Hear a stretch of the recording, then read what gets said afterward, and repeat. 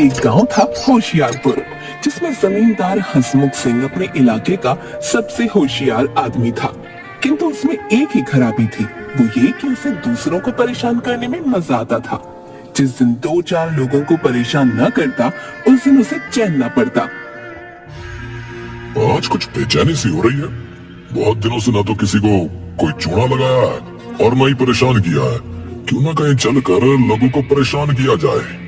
सोचकर उसने दूसरे गांव जाने का इरादा किया और चलने की तैयारी कर ली। तभी अचानक उसने देखा, मेरी जेब में तो एक फुट्टी कौड़ी नहीं है। अब क्या किया जाए? तब कैसे उल्लू बनाऊंगा लोगों को? अरे सुनती हो? अरे घर में कोई चीज है जो मेरे काम आ सके? अब आपके इस ठगी के काम के लिए कोई पैसे तो मेरे पास है नहीं। शेर भर घी होगा, इसी को बेचकर अपना काम चलाओ। अरे हट पगली, शेर भर घी क्यों खराब किया जाए? हैं? पाव भर काफी है। एक काम करो, एक मटकी में गले तक मट्टी भर लो, ऊपर से पाव भर घी थोप दो, फिर मटकी घी से भरी भरी दिखने लगेगी। अरे वाह मेरी कमला रानी, तू तो मेरे साथ रहकर खूब चतुर हो गई है। सही कहा, तुम जैसे कंजूस और ठग के साथ रहते रहते ऐसे ही कामों में दिमाग चलने लगा है मेरा। उसके बाद हंसमुख ने मिट्टी से भरी मटकी में ऊपर से थोड़ा देसी घी थेप कर मटकी हाथ में लेकर दूसरे गांव की ओर चल पड़ा। दूसरे गांव में गली, बाजार और मोहल्लों से होते हुए वो एक सुनार की दुकान पर जा पहुंचा। उसने देखा दुकान पर चांदी की मूठ वाली एक सुंदर तलवार लटक रही है। तलवार देखकर हंसमुख जी की आंख ललचा गई। वाह क्या चीज है ये तलवार, तो हंसमुख के पास ही जचेगी। बात करनी चाहिए, सौदा पट जाए तो मजा आ जाएगा। कौन हो भाई? इस गांव के नहीं लगते हो? भाई लाला, तलवार कितने की होगी? अपनी गंजी खोपड़ी को खुजलाते हुए लाला जी बोले, तलवार तो सस्ती है, लेकिन तुम कहां से आए हो और इस मटके में क्या है? लाला जी, इस मटके में गांव का शुद्ध देसी घी है, एकदम ताजा घी। घी देखकर लाला के मुंह से लार टपक पड़ी और लाला बोला, देखो भाई, ये तलवार भी शुद्ध चांदी की है। इसे बनाने में भी बहुत पैसा लगा है, मगर मैंने देखा कि तुमको ये तलवार बहुत पसंद है, तो ले लो। तुम्हारे इस घी के बदले मैं अपनी तलवार तुम्हें देता हूँ। हंसमुख को उम्मीद न थी कि सौदा इतना सस्ता पड़ जाएगा। उसने तलवार को म्यान से निकाला और खूब अच्छी तरह देखभाल कर फिर म्यान में खोस दी। इस सौदे के कारण दोनों की जान पहचान हो गई। लौटते हुए लाला जी बोले, हंसमुख, अगली बार आओ तो जितना हो सके उतना घी साथ लेते आना। बदले में अपनी पसंद की कोई भी दूसरी चीज लेते जाना। अगली बार भाभी के लिए ऐसी अंगूठी बना दूंगा कि जिंदगी भर तुम्हारी गुलाम बन के रहेगी। अच्छा ठीक है, अगली बार बड़ी वाली मटके लाऊंगा। कहकर हंसमुख चल दिया। उसे डर था कहीं उसके रहते भंडा न फूट जाए। वो फुर्ती से निकल गया। वापस लौटते हुए जब वो जंगल में पहुंचा तो सोचा, चांदी की तलवार तो सस्ते में मिल गई, क्यों ना तलवार की परीक्षा की जाए। उसने तलवार को म्यान से निकाला और जोर से एक पेड़ के तने पर दे मारी। पेड़ पर लगते ही तलवार मिट्टी बनकर जमीन पर बिखर गई। देखकर हंसमुख का मन खराब हो गया। वो बोला, अच्छा तो अच्छा वाला काटा है हंसमुख तेरा। वाह रे लाला, तू तो मेरा भी बाप निकला। उधर लाला जब घर पहुंचा, कहाँ हो भाग्यवान? आज बाजार में एक आदमी आया था, उसको बड़ा अच्छा उल्लू बनाया मैंने। क्यों, आप लोगों को ठगते हो? किसी दिन आपकी ये हरकत किसी को पता चल जाएगी तो आप उसी बाजार बिना कपड़ों के नजर आओगे। क्या कुछ भी बोलती हो? देखो मैं क्या लेकर आया हूँ, गाँव का शुद्ध घी। मगर जैसे ही उसने मटकी खोली और एक पलटे से घी निकाला, उसमें थोड़ा सा घी और बाकी मिट्टी सामने दिखी। अरे ये क्या? मटकी में तो मिट्टी भरी पड़ी है। ये क्या? इसमें तो मिट्टी भरी है और वो तो आपको उल्लू बना गया। इमली ये देखकर खूब हंसने लगी। लाला तो मन ही मन उसकी अक्ल की दाद देने लगा। ये तो मुझसे भी ज्यादा अक्लमंद निकला।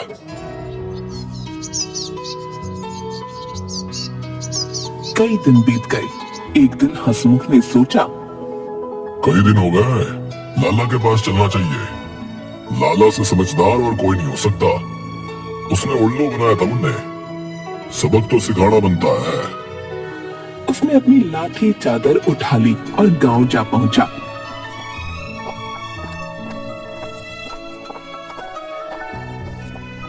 लाला जी अपनी दुकान पर जमे थे। हंसमुख को देखते ही उठकर स्वागत किया। अरे आओ आओ हसमुख भाई, कहो हसमुख जी, तलवार कैसी लगी आपको? लाला जी, चीज तो लाजवाब थी, बहुत उम्दा चीज रखते हो, लेकिन घी में भी खूब स्वाद आया होगा। लाला जी को हंसी आते आते रुक गई और बोले, गांव के शुद्ध घी में स्वाद ना आए तो लोग गांव से घी क्यों मंगवाएं हैं? लाला जी ने हंसमुख को प्रेम से अपने पास बिठा लिया, उठकर चिलम भर ली और बोले, हसमुख जी, अब तो 2-4 दिन यहीं रहो। हंसमुख ने बात मान ली।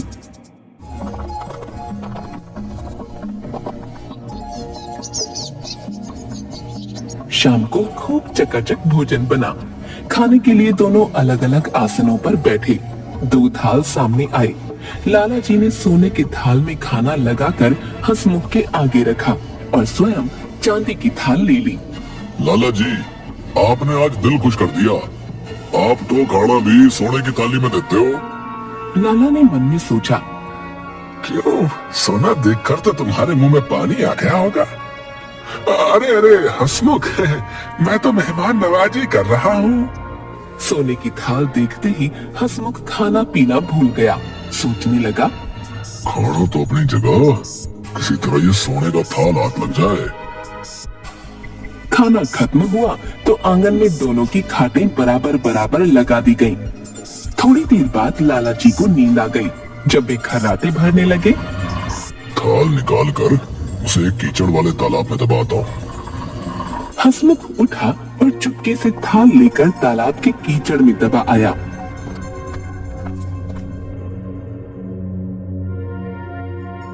आधी रात को लाला जी की आंख खुल गई तो देखा, थाल गायब है। जालिम ने कमाल कर दिया, रातों रात काम बना लिया। हंसमुख के जूतों पर तालाब की कीचड़ लगी थी। उन्हें समझते देर न लगी। थाल तालाब के कीचड़ में दबाया गया है। हंसमुख जब नींद में पड़ा रहा, लाला जी कीचड़ में दबी थाल को निकाल लाए। सुबह आंख खुलने पर हंसमुख ने वापस लौटने की जल्दबाजी की और बोला, अब मुझे आज जल्दी ही चले जाना था, लेकिन आंख नहीं खुली। कोई बात नहीं, खाना खाकर चले जाना, इतनी भी क्या जल्दी है। कहकर लाला जी ने उसे रोक लिया। दिन में जब दोपहर के खाने पर हंसमुख ने सोने का थाल अपने आगे पाया तो उसकी आंखें खुली की खुली रह गईं। लाला तो बड़ा धनवान मालूम पड़ता है। लाला जी, आपके पास तो ऐसे कई थाल होंगे। ना ना, एक ही थाल है, वो भी बहुत पुराना हो चुका है। लाला का उत्तर सुनकर हंसमुख ताड़ गया। लाला भी कम उस्ताद नहीं है, वो रातों रात थाल तालाब से निकाल लाया है।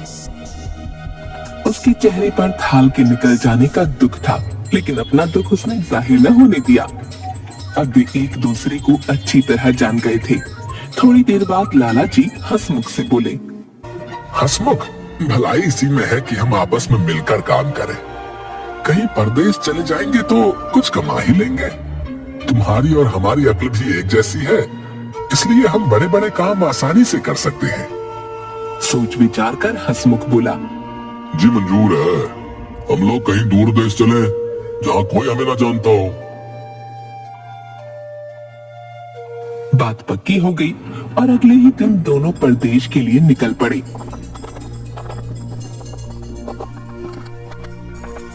चौथे दिन वे एक नवाब की रियासत में जा पहुंचे। रियासत के नवाब की 10 दिन पहले मृत्यु हो चुकी है और सारे शहर में मातम छाया है। लगता है यहाँ कुछ हुआ है। लग तो रहा है कुछ हुआ है, चलकर देखते हैं। महल में तो काफी लोग दिख रहे हैं, अपने मतलब का कुछ मिलेगा यहाँ पर। क्या लाला जी, कुछ तो जरूर मिलेगा। नवाब तो काफी रईस लग रहा है। दोनों मित्रों ने इस वातावरण से फायदा उठाने की सोची। नवाब के संबंध में पूरी जानकारी लेने के बाद उन्होंने भेष बदल लिया। लाला जी भारी भरकम शरीर के थे। साहूकार की वेशभूषा पहनकर वे साहूकार बन गए और हंसमुख कान में पेंसिल खोस कर उनका मुनीम बन गया। कागजों का एक बंडल लाल बस्ते में लपेटकर वो सेठ जी के साथ दरबार में जा धमका। आज नवाब का मृत्यु भोज दिया जा रहा था। आप सभी से गुजारिश है कि नवाब साहब को दुआ दें। दरबार में मुल्ला, मौलवी और दूसरे कई लोग इकट्ठा थे। साहूकार को दरबार में आया देख सभी ने उनकी आवभगत की। कुछ देर शांति से बैठने के बाद मुनीम जी ने बड़े मौलवी से पूछा, नवाब साहब कहीं बाहर गए क्या? मुनीम की बात सुनकर मौलवी उदास होकर बोला, मुनीम जी, नवाब साहब तो खुदा को प्यारे हो गए। आज उनका मृत्यु भोज दिया जा रहा है। मौलवी की बात सुनकर उन दोनों ने ऐसी सूरत बना ली मानो उनका कुछ छीन लिया गया हो। साहूकार तो बेहोश ही हो गए। उसकी ये दशा देखकर दरबार में खलबली मच गई। तभी नवाब का बड़ा लड़का वहां आ पहुंचा। मुनीम ने बताया, अरे 10 वर्ष पहले नवाब साहब ने सेठ जी से 10,000 रुपए लिए थे। दोस्ती के नाते लिखा पढ़ी कुछ नहीं की थी, इसलिए सेठ जी बेहोश हो गए। सुनकर दरबारियों को आश्चर्य हुआ। ठंडा पानी मंगाकर सेठ जी के सिर पर डाला गया। उन्हें होश में लाने की कोशिश की गई। होश में आकर जोर से चिल्लाए, नवाब साहब, मेरे 10,000 रुपए। हाय 10,000, यहाँ नहीं तो जन्नत में आकर तुमसे ले लूंगा। कहकर वे फिर बेहोश हो गए। देखकर मौलवियों ने सोचा, ये बनिया कहीं पैसे के पीछे जान दे दे, अगर मर गया तो आफत खड़ी हो जाएगी। नवाब साहब का लड़का भी घबरा गया। बोला, खुदा के लिए सेठ की जान बचाओ। मौत का दाग हमारे माथे पे न लग जाए। मैं अभी सारी रकम चुकता कर दूंगा। सेठ को होश में लाया गया। पूछा, सेठ जी, आपके पास कोई सबूत है कि मेरे वालिद ने आपसे 10,000 रुपए लिए थे? लड़के की बात सुनकर सेठ बोला, सबूत तो कोई नहीं, किंतु यदि मैं सच्चा हूँ तो नवाब साहब की कब्र पर चलो। नवाब साहब खुद बोलेंगे कि रुपए लिए हैं या नहीं। सबने सेठ की बात मान ली। तय हुआ कि आज रात को ही कब्र पर चला जाए। वहां से चले जाने पर सेठ और मुनीम दोनों ने मशवरा किया। सेठ बोला, अंधेरा होने के पहले ही तुम कब्र में घुस बैठो, डरना मत। नवाब का लड़का जब नवाब से पूछे तब ठीक ठाक जवाब देना। अरे मियाँ, घबराते क्यों हो? बेफिक्र रहो। लेकिन बरखुरदार, कहीं रुपया लेकर चंपत ना हो जाना। ऐसा ना हो कि मैं कब्र में ही पड़ा रहूं और तुम भाग लो। बात पक्की हो गई। आधी रात के समय नवाब की मजार पर सारे शहर के लोग इकट्ठा हो गए। कब्र के किनारे एक तरफ सेठ जी खड़े थे, दूसरे किनारे नवाब के साहबजादे आकर खड़े हो गए। कब्र पर झुककर साहबजादे ने पूछा, अबू जान, ये साहूकार बोल रहा है कि आपने इससे 10,000 रुपए उधार लिए थे। हाँ बेटे, कुछ वर्ष पहले सेठ जी ने मेरी मदद की थी। तुम उन्हें 10 के बजाय 15,000 रुपए दे दो। उनका एहसान मैं आज भी नहीं भूल सकता। सुनकर लोग सन्नाटे में आ गए। सेठ जी सच्चे साबित हो चुके थे। जल्द ही 15,000 की थैली सेठ जी को सौंप दी गई। 15,000 लेकर सेठ जी के कदम जमीन पर नहीं पड़ते थे। मन में स्वार्थ तो भरा ही था। अब कौन जाकर जमींदार को कब्र से निकाले है? किसी ने देख लिया तो सारी रकम जाएगी और ऊपर से जूते पड़ेंगे 100 अलग। सब लोग चले जाएं तब निकलूंगा। आवाज तो किसी की नहीं आ रही है बाहर। थोड़ी दूर जाने के बाद लाला को लगा, अगर हसमुख निकल आया तो मुझसे आधा हिस्सा मांगेगा। मुझे इसका कुछ करना पड़ेगा। वापस आकर लाला जी हसमुख से पूछता है, और भाई हसमुख, कैसे हो? अंदर सब ठीक है कि नहीं? लाला जी, बाहर बैठे क्या बात कर रहे हो? अंदर आ जाओ तुम भी, अपने आप पता चल जाएगा। जल्दी बाहर निकालो। लाला जी ने सोचा, ये पत्थर मैं कब्र पर रख देता हूँ, ना तो ये बाहर आएगा और ना हिस्सा जाएगा। हसमुख किसी तरह स्वयं निकल आए तो ठीक है, ना निकला तो वही उसका राम नाम सत हो जाएगा। हंसमुख अंदर चिल्लाता हुआ बोला। अरे निकाल दे मुझे लाला, नहीं तो अच्छा नहीं होगा लाला। सेठ बगल में गठरी दबाए तेजी से अपने घर की ओर चल पड़ा। हंसमुख कब्र में लेटे लेटे अपने किए पर पछतावा कर रहा था और सोच रहा था कि मैंने अब तक कितने गलत काम किए, और अंत में अपनी पूरी ताकत लगाकर वो कब्र से बाहर आ निकला। लाला तू तो गया रे। ऐसी कहानी सुनने के लिए हमारा चैनल सब्सक्राइब करें, लाइक करें, शेयर करना न भूलें।